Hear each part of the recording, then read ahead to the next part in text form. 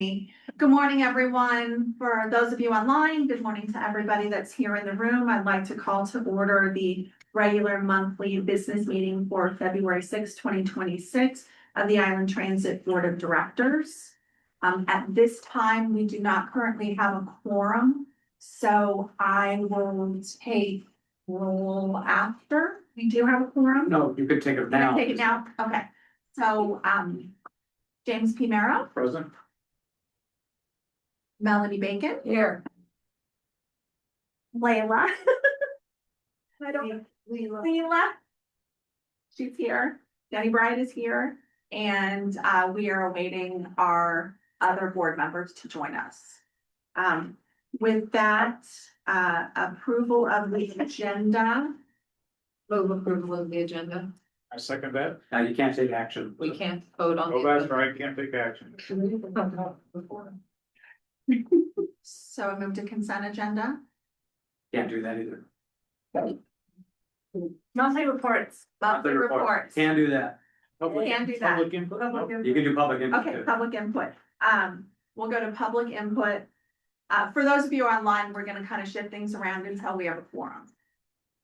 This time is reserved for members of the public to address the board on matters of concern or interest or on items not scheduled for public hearing. Comments are limited to 3 minutes per speaker. The chair may end or modify public comment if the remarks become disruptive or are not relevant to the business before the board. Matters requiring more extensive input should be submitted in writing. Do we have any public input from the room? Any public input from online? There doesn't appear to be any, no. Okay, and they're able to unmute themselves if they do? Yes. Okay. No hands? Okay, seeing none, we will close the public input and comment time and move to monthly reports. So, Executive Director. Excellent. Thank you. Good morning, everyone. Morning. So on our executive director report for the month of January, I wanted to highlight a few things on the front page and speak about health of the organization. So we got the results from the NASH survey. They will be distributed and discussed at our board retreat. But while the participation was much lower than last year, the overall results reflect how much happier the employees are since last year. I'm sure largely in part, we had a very successful collective bargaining agreement, as you all are aware. There was some concern from other hourly employees who perhaps did not get those types of wage adjustments, so you'll see that reflected. I do want to comment that Terrence and I did do compensation analysis, same methods we used with collective bargaining for both our facilities and our maintenance folks. However, the results reflected that they were in standard with the other transit agencies. So that's why that was not adjusted. But all in all, again, we will discuss this during our retreat and pass out hard copies. And then HR is going to give us some ideas for how we may want to approach this next year and perhaps with a different vendor to gain a bit better participation and perhaps use the questions in a different way that will gain us more meaningful information. So any questions on that? Okay. Long range plan. Join the meeting.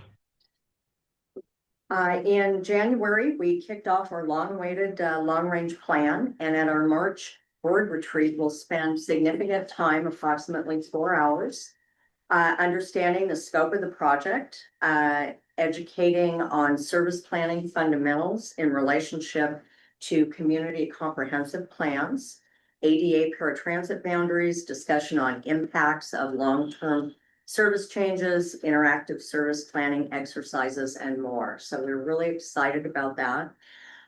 This is going to be a very interactive session. They will be there for 4 hours. We'll have our planning and outreach staff, myself, of course, and then we'll have our contractor, Farron Pierce, who are conducting the long-range plan. So what we need from our board members to make most of our time together, I'm requesting 2 questions from each board member regarding what they want answered through the process and what questions they would like to see asked to the community. I did send out an email yesterday to all of you. Janet, Commissioner St. Clair did provide a number of questions, so I listed those as examples, and so that we don't have repetitive ones, if we can think of new ones, that would be great. I do need to have those back by February 15th. So that I can turn them over to Fair and Peers, and then they can begin looking at answering those questions to make the most of our time together in the session. So we definitely want the board to be part of that. Representative Rick Larson came and visited Camino on Monday, the 26th. Commissioner St. Clair was there to greet him, along with our Assistant Operations Manager, Troy Fair. And Janet covered quite a variety of topics, from the long-range plan to the South Whidbey Transit Center. Troy reviewed some of the upcoming March service changes and expanded service that will be by request, not on demand, but by request on Sunrise Boulevard. So we've incorporated another neighborhood that has high population, where we were deadheading, if you will, up one of the roads. We can actually go around to that neighborhood and pick folks up. So we're kind of excited to see how that goes. Representative Larson will be meeting with me here tomorrow, and I'm going to be taking him in depth to our long-range planning process and also our federally funded projects. So we're looking forward to hosting him here tomorrow. Really, we have the same standard information. I did, just to note, Terry's Corner mobilization was commencing the week of February 2nd, which is this week. Commissioner St. Clair and I have a meeting with KPFF this afternoon, just to discuss a few things so that she can contact a few of our neighbors by Terry's Corner to let them know about some of the activity that's going to be taking place, so as to not disrupt them as much as we can. South Whidbey Transit Center, the work has commenced on the alternative analysis of the Clinton Park and Ride. The environmental and critical areas team is assessing those findings. Service planning has provided 2 options of ingress and regress as they go through and finalize their traffic analysis. So that's coming along. We're still on target to see where we come out on that for April. And so we're excited about that. There is one new addition to the monthly report on the back. Meg has introduced meetings and events that I attend every month so that you can see what I'm doing in the community. That's great. And that's all I have. Any questions? I'll give a question. Yeah. So, with regard to the South Whidbey Park and Ride, have you had any conversation or provide any information to the Island County long range planners who have developed the Clinton sub-area plan?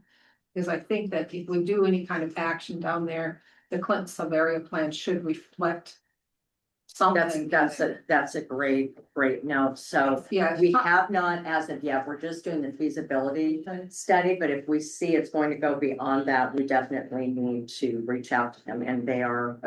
talk to Emily Neff or Emily Carr in our planning department of the county. Thank you. Any other questions? I support Chair, Commissioner Bacon's comments, but I also wanted to think proactively about any other agencies or parties that will be impacted, because we're doing a long-term plan. We need to be thinking, because I'm just extending what you're stating. Part of South Whidbey might be interested. You're right, Yeah. The because Clinton Community Council would certainly be interested. don't want to overdo it, but Yeah. definitely don't want to leave the impacted parties out of the plan. So Port of South Whidbey and The Clinton Community Council, they meet once a month on the last Monday of the month, 6 o'clock in the Clinton Community Hall. Be there or be talked about. That's right. Or we talked Yeah, about it. and we actually had Tony present there, so Okay, at the Clinton Community Council. okay. Yeah. Okay, good information to have. Thank you. Okay. That's it? And you do have a quorum now. Okay, so I'll go back to the top. Okay, so we have a motion and a second to approve the agenda. So moved. We already had a motion and a second. Oh, they were. Make sure double. Okay, we'll double. We have a motion and a second to approve the agenda. All in favor, say aye. Aye. Anyone opposed? Motion passes. Everyone have an opportunity to review the consent agenda. Questions, comments, feedback, need to pull anything out and discuss? Can I get a motion to approve the consent agenda, please? So moved. Second. A motion and a second to approve the consent agenda. All in favor say aye. Aye. Aye. Aye. All opposed?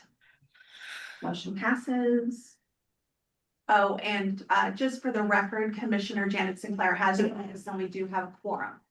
Yeah, my apologies. I was on a phone call with Snohomish County and I'm trying to detangle myself. All good, all good. We were able to pivot and it all worked out great. Okay, we will move to business item number 1, approval of the 2026 slate of officers. Chair, Vice Chair, Secretary to serve the Island County Public Transportation Benefit Area Board of Directors.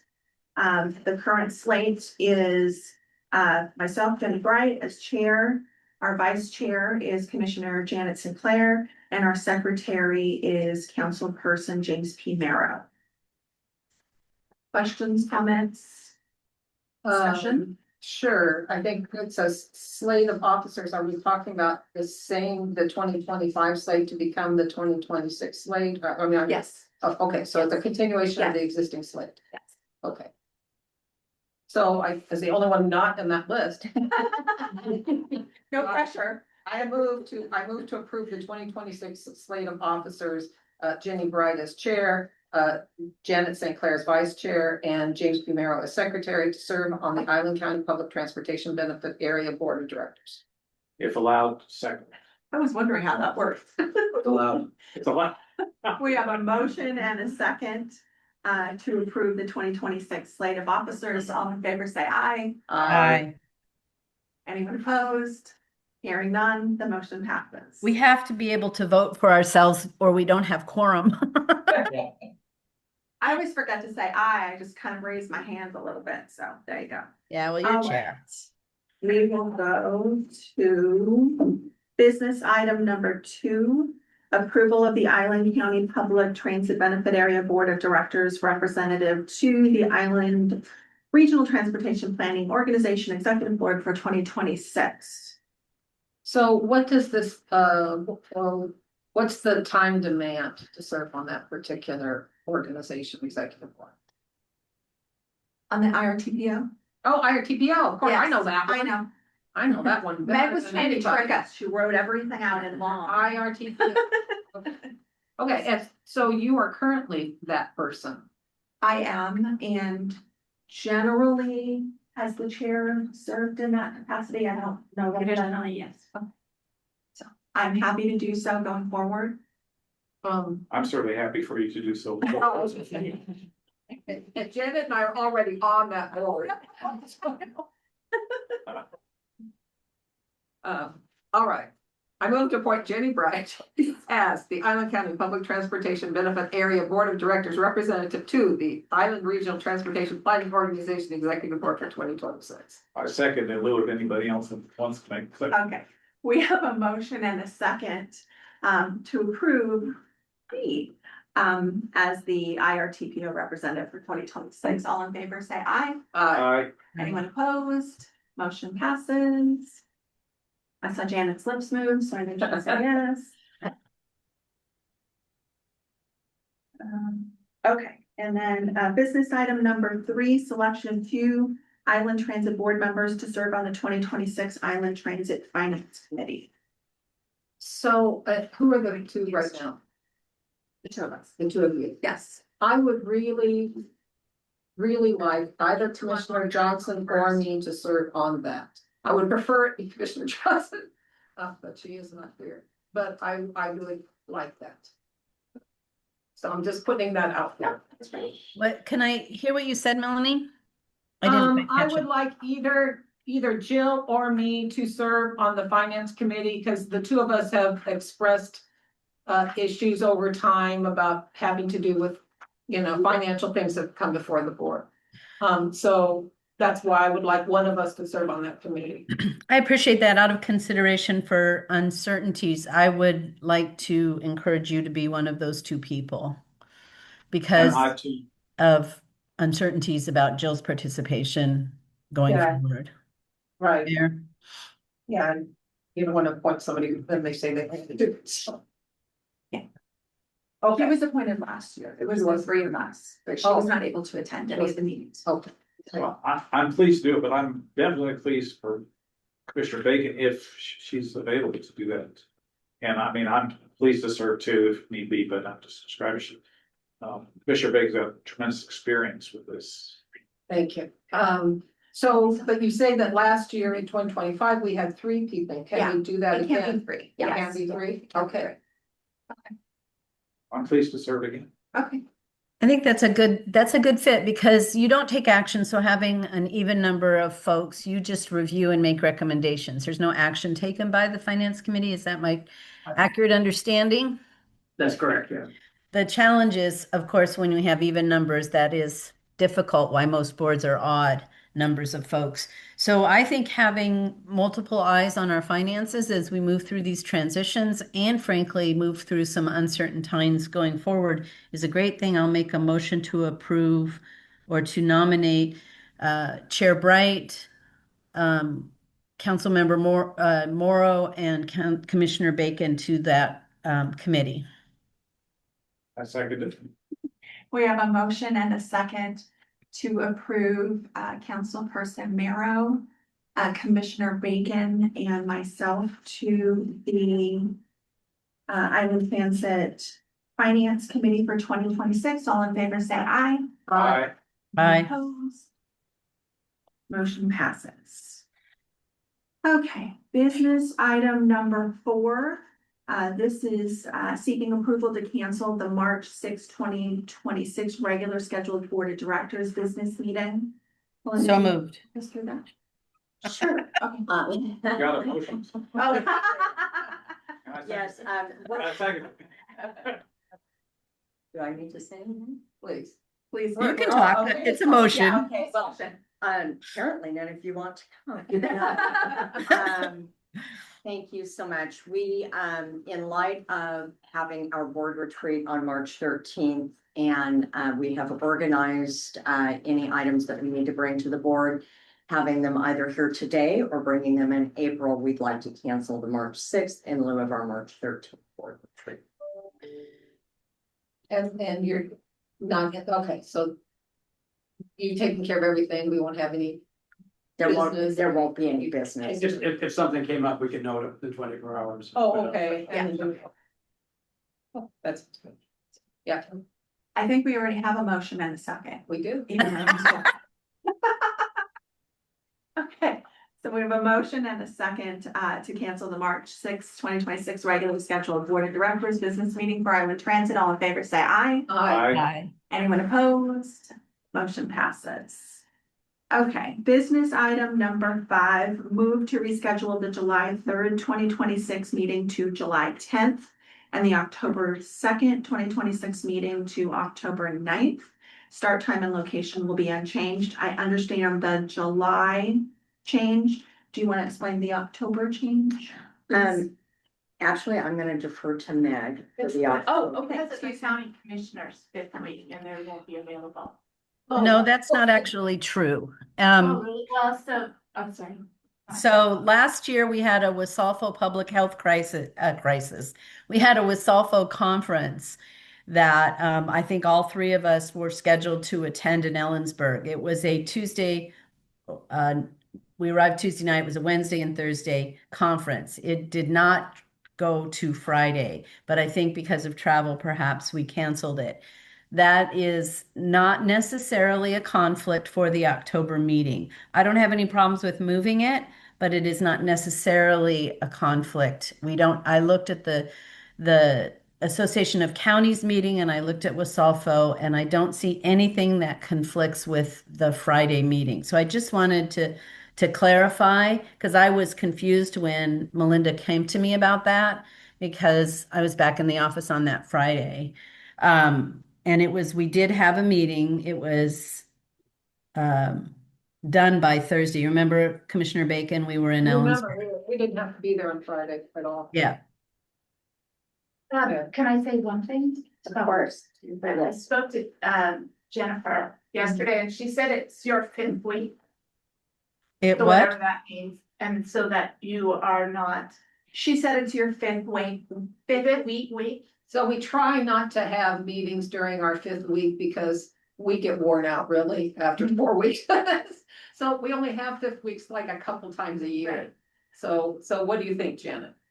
Well, that was mid-month last year, so I'm not sure why it was a 5th week. Clearly, we've got a communication problem. We'll solve it. I don't have a problem either way. If we need to cancel it because we want to bring it in earlier, that's fine with me. I just wanted to be clear because I was confused about it. May I Where- make a where suggestion? Melanie and I were. So either way, Commissioner Bacon, it's fine. I do need to note that after we met Melinda, I received a wedding invitation and the 11th will be really difficult for me because I have to go to Oregon for my nephew's wedding. Is that October 11th? No, that's July 11th. Oh, I see. Okay. Okay.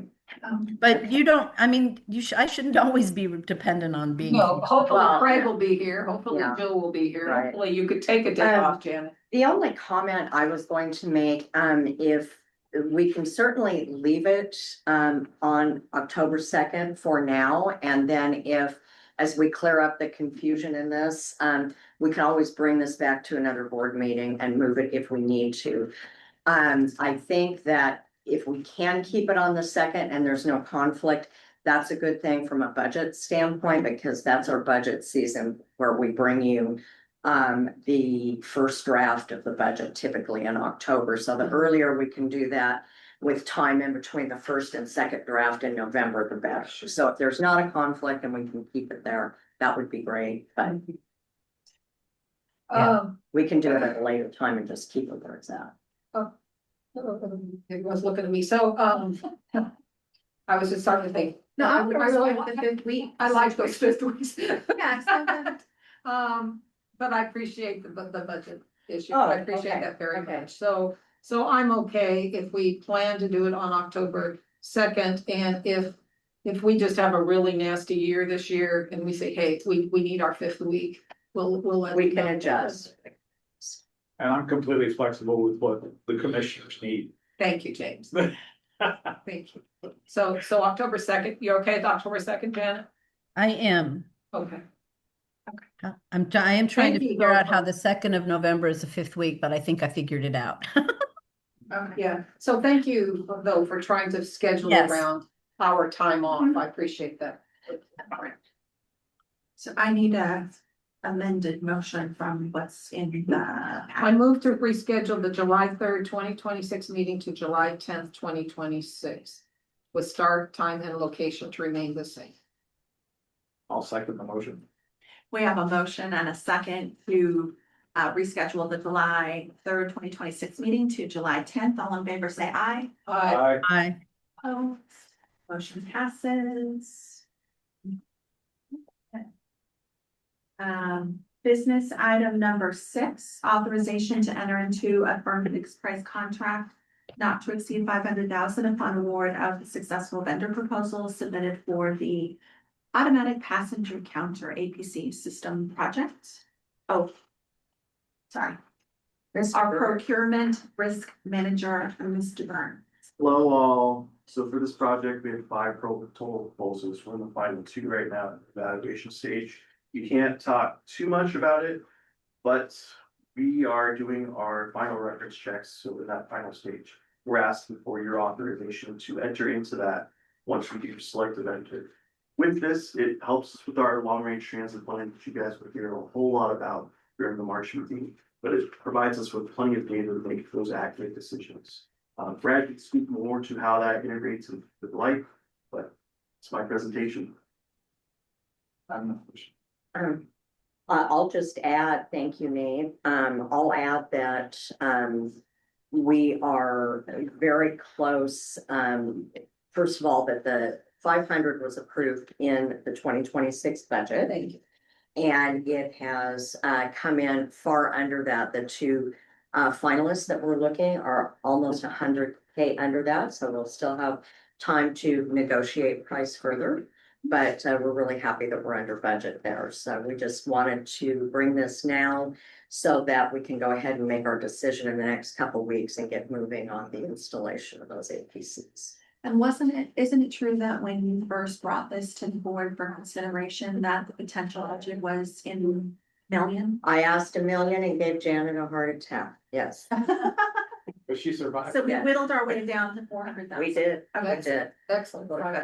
Chair Bright, I had a comment, just as a matter of precaution is built into me, is that we're reminded of an astronaut many years ago who said he was reluctant to be on a spaceship, but was lowest bid. So, so I would state, as a matter of record, that the quality assurance piece and the durability piece and the maintenance piece, all of it is rolled in and carefully analyzed. That's all I have to say. To address your comments, sir, both of these vendors are very well known within the industry. So this isn't just lowest price, technically acceptable, military spec, you know. And there's a big risk factor between counting people getting on a bus and somebody going up in space. I use it for dramatic effect, so. I appreciate the comment that these are respected vendors. Right. In the industry. Yeah. Well, and I think another note, I know that Chris has done significant due diligence from an IT security perspective and kind of understanding what risks associated with taking on a technology like this. So I appreciate the work that you're doing on that. Yeah, thank you. We definitely put them through their due diligence. Even after all the presentations were done, we then went back with yet a second set of questions. And then we went back with, we want reference checks from other transit agencies, not ones they named, but ones we selected and had our partners call. So Excellent. Any other questions, comments? Can I get a motion, please? All the eyes are on me here. I move to authorize to enter into a firm fixed price contract not to exceed $500,000 upon award to the successful vendor proposal submitted for the automatic passenger counter system project, APC. Second. We have a motion and a second to enter into the fixed price contract for the APC system. All in favor, say aye. Aye. Anyone opposed? Motion passes. Thank you, everyone. We've already done our executive director report, so I will hand the mic over to our human resources manager, Terrence Ellison, for an HR manager.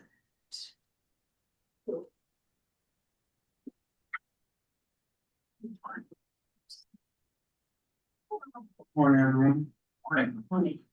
Let's see, as of February, this is the numbers for where IslandTransit was at the end of January. We have 69 operators, 53 on Whitby, 16 on Camino, 2 are currently operator trainees.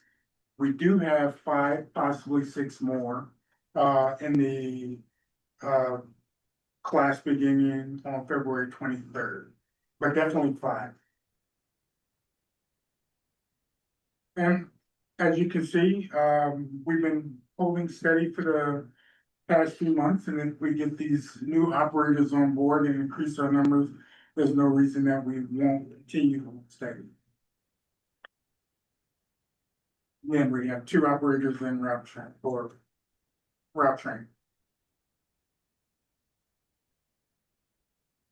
And our yearly movement, again, we're holding steady and we're doing pretty good. Operators seem to be pretty happy and content. And very few issues, so those numbers should increase.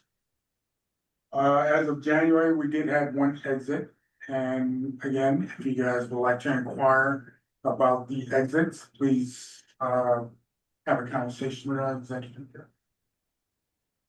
But there was one exit, don't. So when I think back, Terrence, on, past board meetings of a year ago, 2 years ago, it was always, well, we're gonna have to cancel routes, so on, because we didn't have sufficient, number of operators. Are we looking at being able to sustain all of the routes that we as an organization want to have to provide to Island County citizens? I would have to, refer you to route planning and, Liz for that. So currently, we do have in this 2026 budget for 63, and that's planning for that movement if we have a movement. And so we're very close with the next 5 for reaching that 63, so we should be in a really good space for providing service on time and daily. Brian hasn't even to say, but we will be increasing a couple positions in March. But those have already been approved in the budget. So, yeah, we're having tremendous success with recruitment. Getting a lot of candidates able to pick and choose. And I'm really excited about the candidates that we're getting. Great. Sorry, go ahead. Yeah, so our March service change calls for 54 operators, and as Liz said, we're budgeted for 63. And we are either gonna have those operators in or in route training at that time when the March service change kicked in. So I'm feeling very good for where we're at for service and being able to support it and sustain it. Okay, wonderful. And just a follow-up question. I don't recall us having to cancel, I could be wrong, cancel any routes due to staffing. Have we had runs canceled or? Well, there's been cancellations, like when I first got here and maybe before, because if anybody went out sick, we didn't have the coverage. Okay, Too, so a lot of times it's just rescheduling, which we do now, fix para or whatever else, move some things around, but we haven't had any since you've been here. Right, I can't speak for that. Yeah, and anything lately has been like that, we get a very short-term call out, somebody's sick and they're supposed to report in 15 minutes and, you're kind of working through that transition of how you fill that gap, but there's not been like we had 2 years ago, as the commissioner was talking about, where we, knew going into the day, we're 2 bodies short, we're trying to figure out how to, what we're gonna cancel, because we know we can't get there. That's kind of a scenario hasn't happened in a long I time. think that was an agency, a national thing going on though, that's coming out of COVID.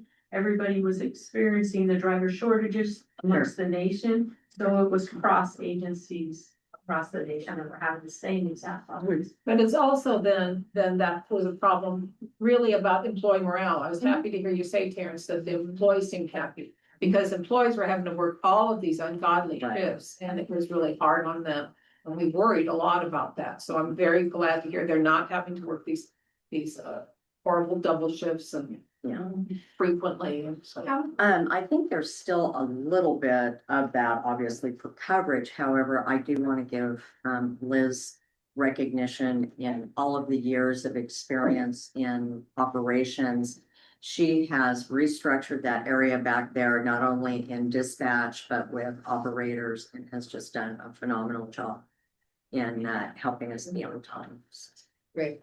I have a quick, just follow-up question. So, Brad, you referenced 2 years ago and kind of we've come out of that.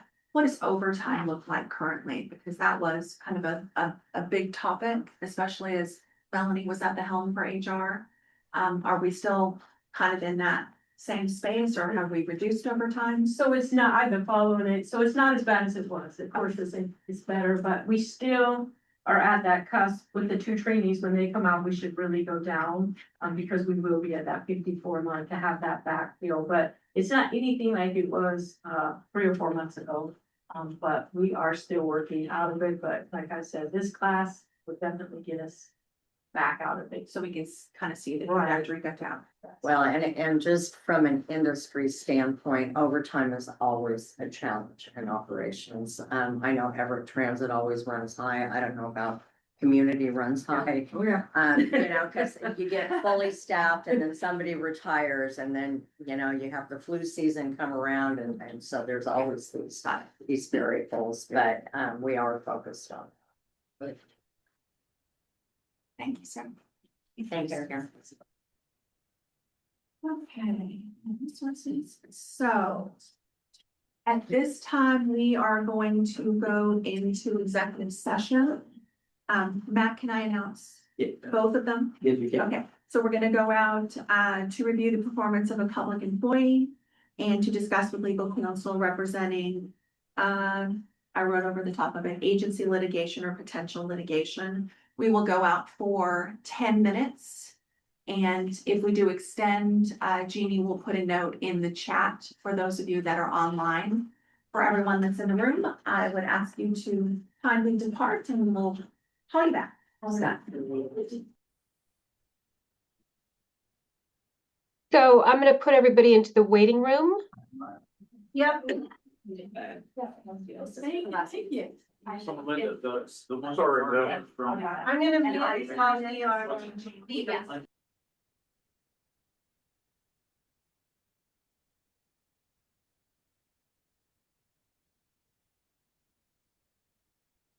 All right. Yeah. And we're. Everybody is out. Recorder off.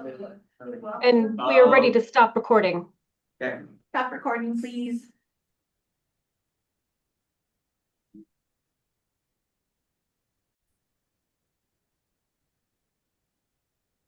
Okay, welcome back, everyone. We are back from executive session. No action will be taken. We're going to move to business item number 7, which is the resolution number 126 of the Board of Directors of Island County Public Transportation Benefit Area, DBA Island Transit, appointing investment officers for 2026 and superseding resolution number 13-24.